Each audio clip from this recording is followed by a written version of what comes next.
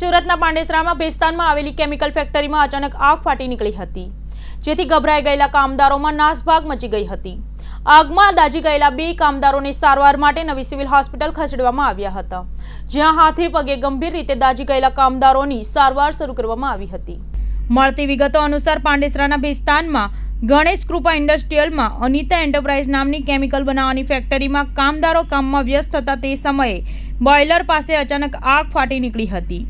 જો કે કેમિકલના લીધે જોતજોતામાં આગે વિકરાળ સ્વરૂપ ધારણ કર્યું હતું, જેથી કામદારો ગભરાહટના મારે દોડવા લાગ્યા હતા। જો કે બોઇલર પાસે કામ કરી રહેલા 2 કામદારો ગંભીર રીતે દાઝી ગયા હતા। આગના લીધે કેમિકલના 25 થી 30 ડમ મશીન, વાયરિંગ સહિતની ચીજ વસ્તુઓ નુકસાન થયું હતું। આ બનાવમાં ત્યાં કામ કરતી વખતે દાઝી ગયેલા રુદ્ર કપિલ પાંડે અને રોહિત મિતેશ ચૌધરીને સારવાર માટે નવી સિવિલ હોસ્પિટલ ખસેડવામાં આવ્યા હતા, જ્યાં બંનેના હાથ પગ દાઝી ગયા હોવાથી સારવાર શરૂ કરવામાં આવી હતી। मेरा नाम रोहित सतीश चौधरी, मेरा रहने का भेस्तान में प्रियंका।